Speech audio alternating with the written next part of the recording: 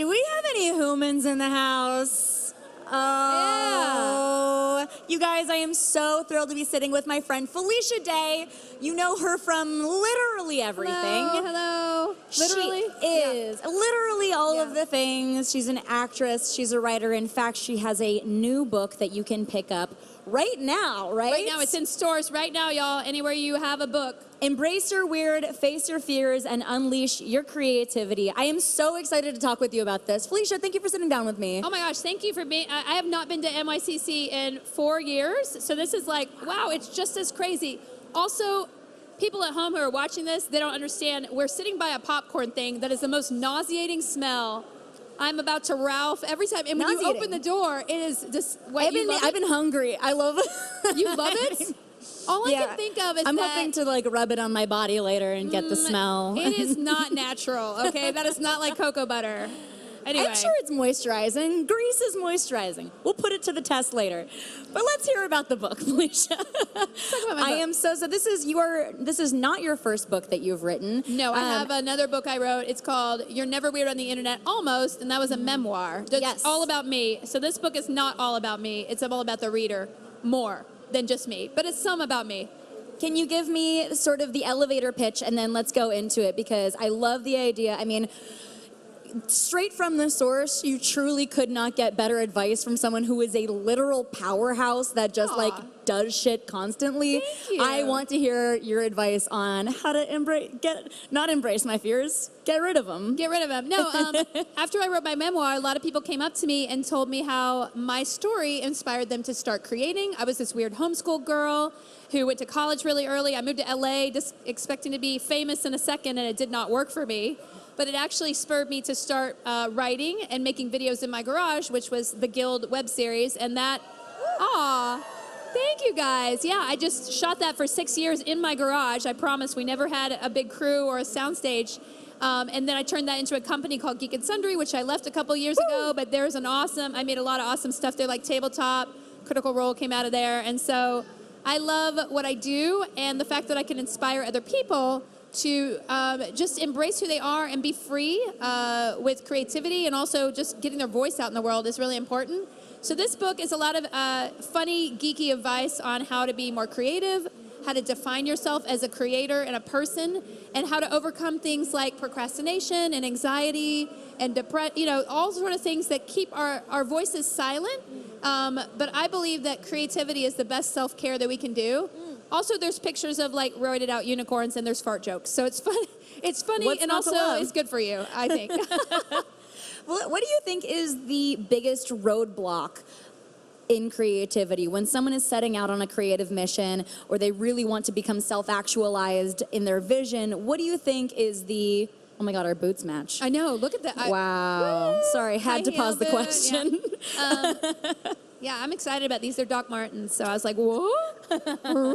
I think the hardest thing about creativity is overcoming the idea of the end result. I think a lot of us don't appreciate the work that goes into creativity. Like when you're in the middle of a book, every author feels like ripping it to shreds and giving up. And you have to just embrace the fact that this is work, and if I just keep slogging along, I will get through the humps, and I will get to the end of something that I'm super proud of that I can work on later to make better. When we have in our mind how people will receive our creativity, like people judging it, or even us judging it, we can't, it's like looking at an embryo and being like, you're not big enough, or like a little baby, like, get up, drive that car, baby. Like every piece of creativity is something that grows and has to go through phases in order to get to where it needs to get. I love that, because you hear so much, it's about the journey, not the destination, and it sounds like such a platitude that it's impossible to like parse through. Exactly. That was my challenge in writing the book, that I was taking these concepts that like procrastination and perfectionism and anxiety, and like, okay, we hear a lot of like, get up and keep going. Like, how do you get through that in a way that makes you actually think about it in a new way? And I'm excited to work on it. And so I was like, how can I come at this from a different angle? So my whole chapter in anxiety is like a 6-sided die is the analogy. And every side is a different way to deal with anxiety. And the book is interactive, so it's meant to be written in. And there's all these exercises that are like playing around with your past and like actualizing your dreams and things like that in a funny and geeky way. So I really wanted to kind of go around the backside of these. This is too graphic. I wanted to go in a different direction to get through all that stuff that you're right. If it's on a t-shirt, we're probably not going to absorb the message very well. I need this book. This is exactly everything that I need. I think that when people look at someone with your very impressive career and career trajectory, I think that it's really intimidating, and it's really difficult to think of you as somebody who struggles with anxiety and struggles with procrastination. Oh no, every step of the way I have had my own enemies try to defeat me. I've had external enemies. I have self-doubt every step of the way. And this book isn't necessarily just for people who only want to be professional creators. It's for people who just want a hobby, but they don't really know what they gravitate toward, like really digging deep. I mean, it's really a hero's journey, and like you got to do your character building. You got to know your enemies and see what kind of weapons you can use against them. You got to train it up, and then you got to go on a quest. So really, that's kind of the secret nerdy underlying of this book. But I tried to make it a little bit more non-nerd neutral. But believe me, if you're a nerd, you're going to get some stuff in it. We are the heroes of our own story. I love that absolutely. very much. Can you tell me what your #1 procrastination device is? The phone. Yes. I'm like, as I'm typing in one of the chapters, I was like, make sure to just be offline as much as you can. Scroll over, check Twitter, check Facebook, go back to book, go to my feed, go back to Twitter. So I think, to me, we're geeks, so we kind of have our identity around things that we love and want to consume other people's work, which is great. I mean, I am all about it. If I meet somebody who likes Fallout, I will have a good conversation with somebody.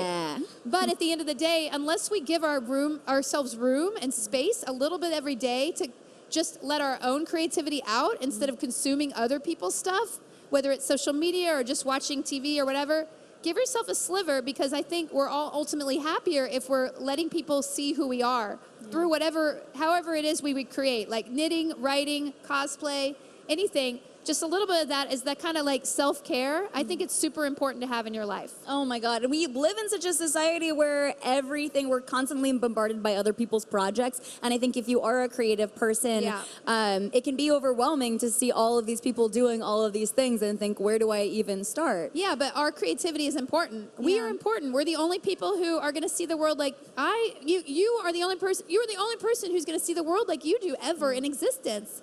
And, that's a really cool thing, right? Yeah. There's an exercise in the book where it's like, write about a cat, any cat, like a made-up cat.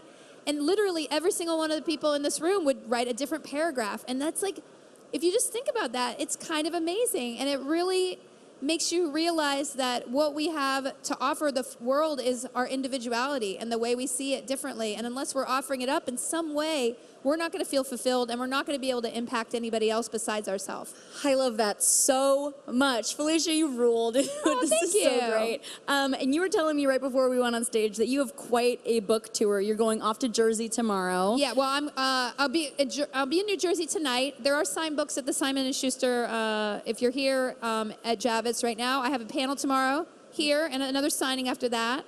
And then I'll be in Brooklyn, and then I go to Raleigh and Cincinnati, Boston, Chicago, Portland, Bellingham, Seattle. I have a baby. At some point, I need to see her again at Los Angeles. Is she going to forget me, y'all? Is it like the dog? Just like, I don't care. I feel like you're going to ascend. You're going to get raptured by the end of I know. this. How are you what alive? happened to her? She got lost somewhere in the Northwest. We don't know what happened to Felicia today, but thank God she did what she did. Okay, so I would love to know, because so much of this book is interactive, is there any sort of hashtag or way that people can share what they're working on in the book? Yeah, I mean, you could use hashtag Embrace Your Weird. A lot of people have been doing that. I think it's just whatever your comfort level is. To me, when you're creating, sometimes it's like, I don't want to show people this thing until it's done. That is totally legitimate.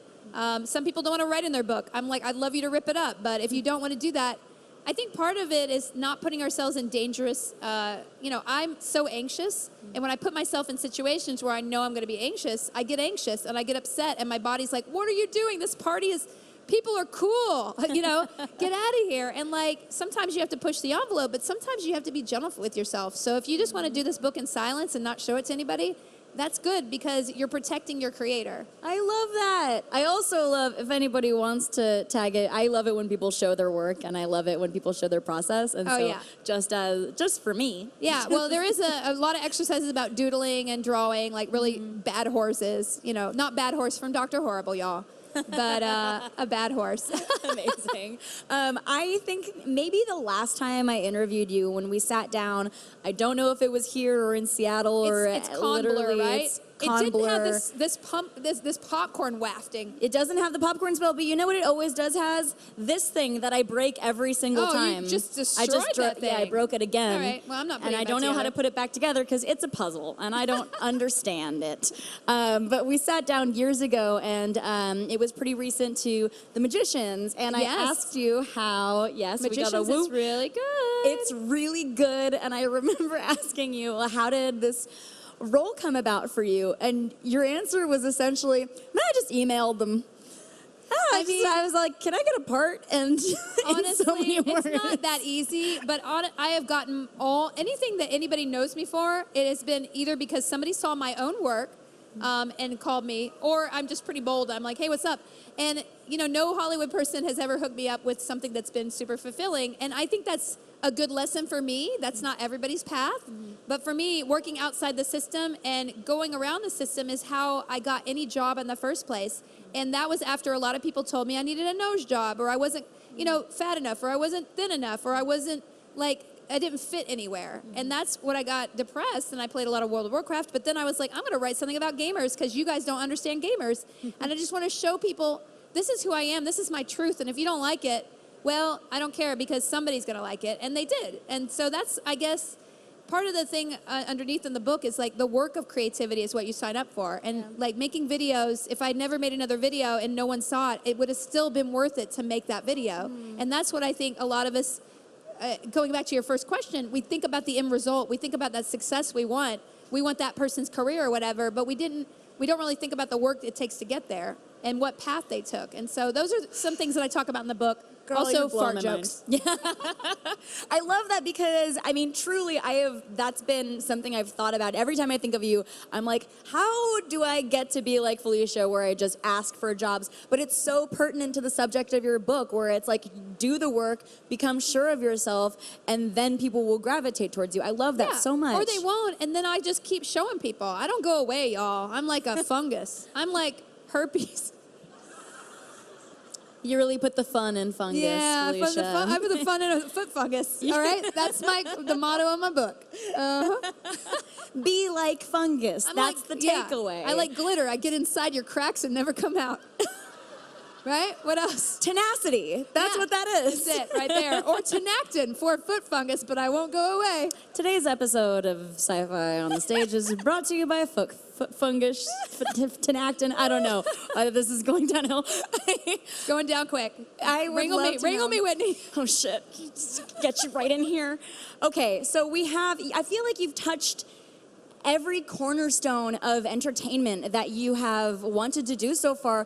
Do you have anything that you really just naturally gravitate towards, whether it's acting or voice acting or book writing, that you would want to do more of next after you're back from this insane book tour? I have 5 million hats, and I'm always like, Felicia, you'd be a lot more successful / visible / famous if you just did one thing. And I'm like, I think I'd be super bored. That's why I'm not on a series or, I'll do a book and then I'll be like, I really want to direct. And then I'll do the directing. I'm like, why am I not doing voiceover? And then I'll go take a class and I'll work really hard on that. And then I'll be like, well, you need to write a fiction novel. So I never do the same thing twice, and I'm always looking to just expand our horizons. And I read this interesting article about how as you get older, time speeds up. So you feel like it's just going faster, and what do we do? How do we slow it down?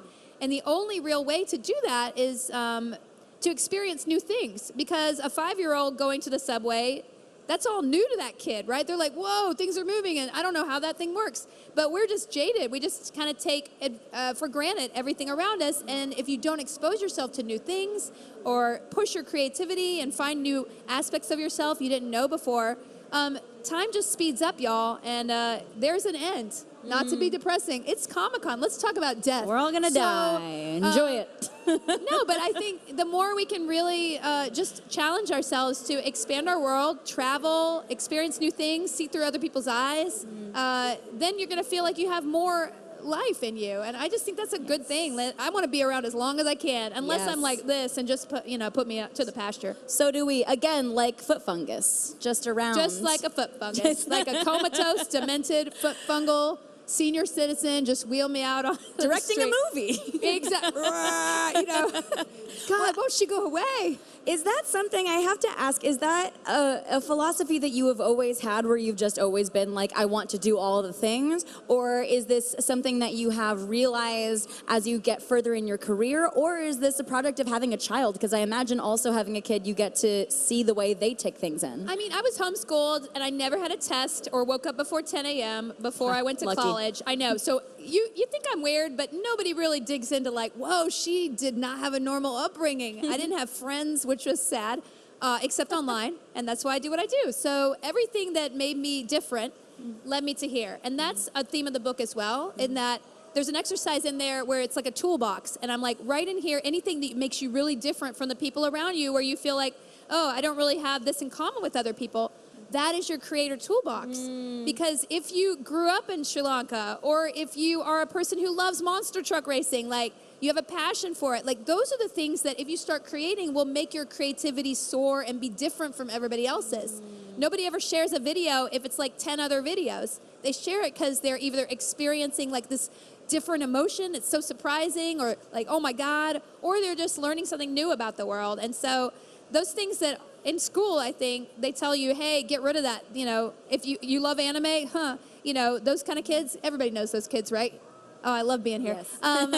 Yes. Those are the people who, they're trying to make you get rid of something that actually makes you stand out and will get your creativity out toward other people because you're sharing something that's unique about yourself. That is something that I really love about this whole premise of this book, is that it's not necessarily, like you would say, results-oriented, where it's not like the point of it is to get the book out or get the movie out or whatever artistic project. It's about finding what you are about and how to use your skills. I love that. I think actors can really use that because it's very hard for everybody to be like, what am I? Yeah. How do I get cast? Just tell me who I am. I mean, I think, when you're a teenager, you're like, we're obsessed with horoscopes and like personality tests. Like, tell me who I am. What Hogwarts house am I? I'm a Ravenclaw, by the way. But, we kind of give our identity over to these external things because we're like searching, but we actually have it within us. We just have to learn how to do the work to like, okay, what kind of person am I? What am I drawn to? Let's try it. If I hate it,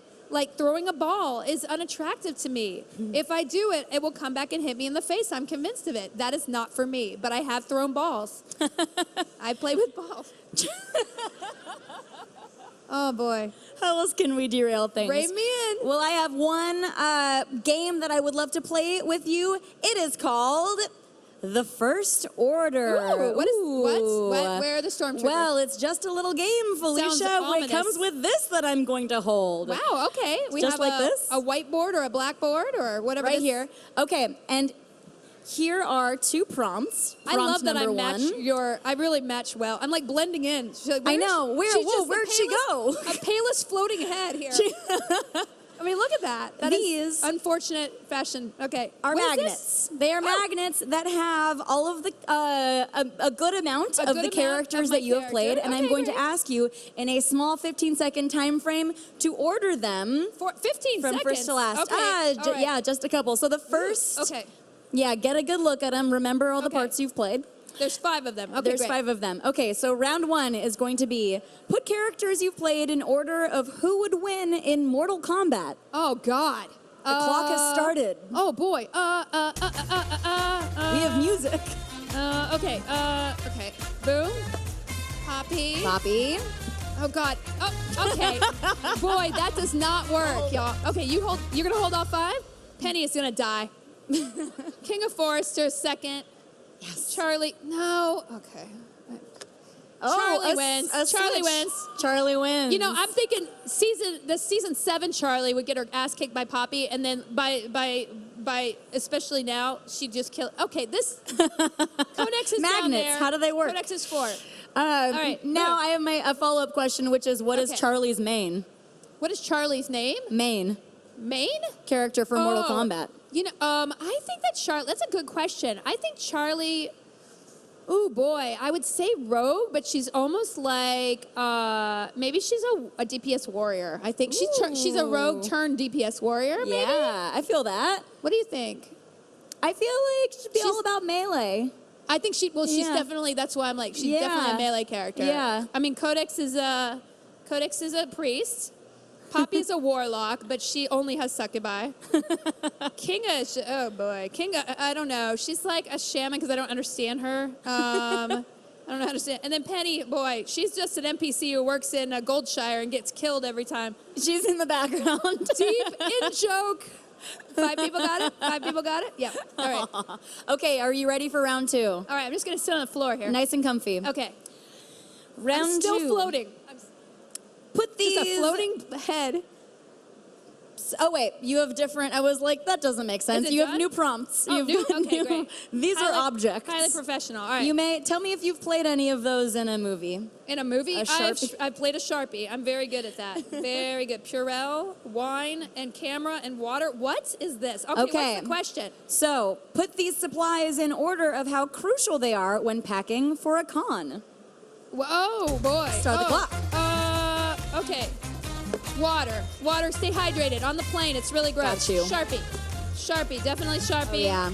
Purell is Purell, actually I don't use Purell because I heard it kills all the good bacteria. it kills the good bacteria and it doesn't actually protect you from any colds. It only protects you if you have poo on your hands. So if you guys have poo hands and touch me, I could get rid of that. But I am assuming nobody has poo hands, right? Everyone washes after pooing. You got clean fans. Yeah, Felicia. I have clean fans. I know it. And I just use popcorn grease.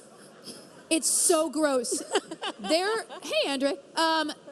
Sorry, I'm just calling people out now. I'm off the chain, y'all. Wine is number 1. Yeah, I got you. Okay.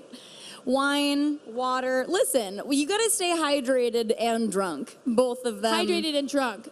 I mean, you need to balance them out with water. Do you know what my secret is on the plane? What is your secret? I put Aquaphor on my face. It works. I thought for a second my brain was still on Purell, and I was like, don't I'm just do like that. alcohol. Just like, no. Okay, anyway. Okay, Aquaphor, time to stay hydrated with your hands. And then Yeah. the last important was your camera. I mean, I guess. Live in the moment. I always forget to do things, but I just feel like these are all essential items. Yes. So I would leave wine home because I don't really drink because I have acid reflux like an old man. You're also not supposed to bring that to a con, I don't think. Wine? I don't think you're every supposed to water pack bottle those in. just full of vodka. Come on, guys, right? Right? I see, right there. I see some drunk people Blue in the hair. audience. Come on. Thanks for playing, Felicia. You did a great job. You guys need some better magnet technology, but okay. I built this, and I am upset at I'm so you sorry. for saying I'm so that. sorry. I'm sorry. I built it myself. I'm sorry. I don't know what to do with this. Okay, so we've got a couple minutes left, and I Okay. really just want to Should I just float on the background Yeah, just here? float away like an ethereal being that I you just are. need to see what this looks like. I'm sorry. It's just I'm obsessed with it. Where'd she go? Felicia, you didn't tell me you were so spooky now that it's October. Oh, no. You know what? Yeah, that's it. Okay, so real quick, this has been so fun. You are a delight. I could truly stand here love- for hours. I I'm love not getting to kidding. talk to you. Please let everybody know where they can find your new book. Yes, go to FeliciaDayBook.com. I'm on the road, so come on over. I will be everywhere signing. I'll be like, burp, I will sign anything or on the book, not your body. Sorry. I have signed bodies before and people tattooed over them. I love those people. So anyway, no, Felicia That is Day Book. the sign of a true fan. If you get a signature tattooed on. I know, right? It was Wow. badass. It was next to Ozzy Osbourne too. So I was like, proximity of cool person. I mean, right? aspirational, I truly. know. So FeliciaDayBook.com, I will be everywhere, but you can also just get it everywhere online if you like it. Go ahead and pick it up. Get it online, use the internet, log on, friends. Yeah. We love the internet. Final thoughts. What are you hoping, and let's try to say one thing, because I'm sure there's so many things. What are you hoping that fans of you really get from this book? I really hope that people just start creating more and knowing that they're important. Whenever I see somebody come up, and I actually have this sometimes where people come up and they don't want a picture.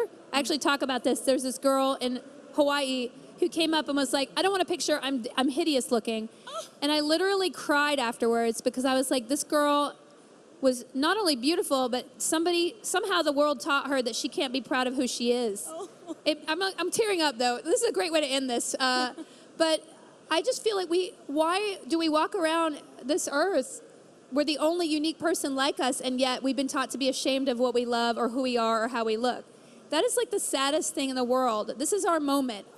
Every minute is our moment to be who we are and show the world, this is how I see it. And I hope it impacts you in a positive way. A woman the other day, I did a video like 7 years ago, and I did it about crocheting. And that one video made her become a crochet master. She has an Etsy shop. She's a professional like YouTube crocheter. And because I just on a lark did a crochet video, that changed her life. So you don't have to be Guillermo del Toro, although that would be awesome. You don't have to be me. You don't have to be anybody but yourself. And if you affect one other person in a positive way, it is worth you being creative. And that's what I would love everybody to know. You're special, you are unique, and you should show yourself to the world. Holy shit, Felicia, you're making me cry. Dude, thank you so much for spreading your message of worthiness and of love and of creativity. We all appreciate it and love you very much. Thank you, Whitney. Go get her book. Thank you, guys. Thanks for being here. And guys, stick around, because up next we got some real-ass Disney princesses. Yeah. They're gonna say words in the way that we like them to. So stick around, and if you guys are hashtagging, do NYCC 19 so I can stalk you. Thanks so much.